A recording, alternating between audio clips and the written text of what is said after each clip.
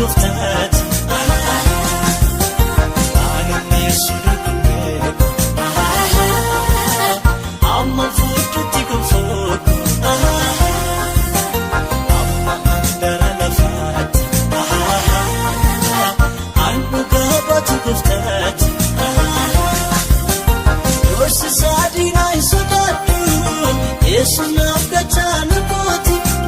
yukanishena jirate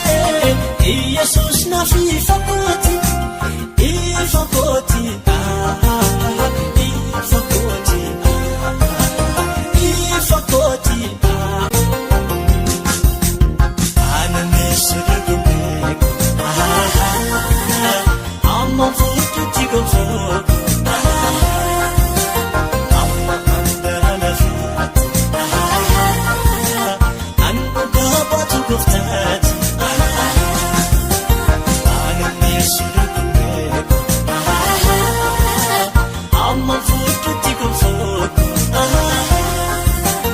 amma andara lafat anu gabatu goftat yorsi sadina isodatu yesuna gachana